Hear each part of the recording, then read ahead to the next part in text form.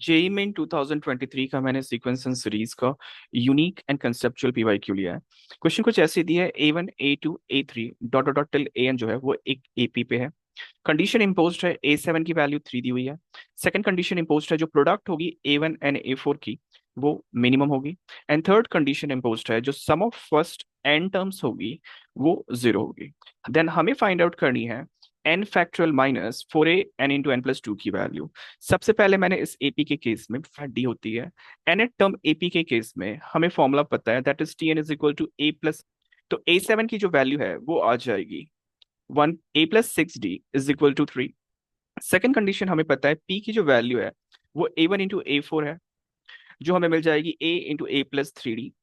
P की value D के terms में आ जाएगी 3 - 60 into 3 - 3d। इस केस में हमने ए की वैल्यू 3 - 6d यूज की है जो मैंने फर्स्ट A+6d=3 से निकाली थी, फर्स्ट कंडीशन से निकाली थी। मल्टीप्लाई करके हमारे पास जो प्रोडक्ट आ जाएगी वो डी के टर्म्स में आ जाएगी और वो प्रोडक्ट होगी 18d² 18d² -27d+9। हमें फाइंड आउट करनी है मिनिमम वैल्यू, हमें मिल जाएगी 36d - 27 = 0।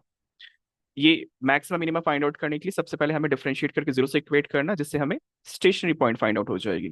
डी की वैल्यू आ जाएगी 3/4। नंबर लाइन पे प्लग इन किया, 3/4 से एक बड़ी वैल्यू चूज की +1, प्लग इन किया dp/dt पे, हमें आ गई पॉजिटिव वैल्यू। एंड 3/4 से एक छोटी वैल्यू चूज की 0, एंड प्लग इन किया तो हमें आ गई नेगेटिव वैल्यू। नेगेटिव से पॉजिटिव चेंज हो रही है यानी हमें मिलेगी मिनिमम। ऑलरेडी हमें डी की वैल्यू 3/4 फाइंड आउट है। ए की वैल्यू फाइंड आउट करने के लिए डी को सब्स्टिट्यूट करेंगे A+60 पे। ए की वैल्यू सब आ जाएगी -3/2।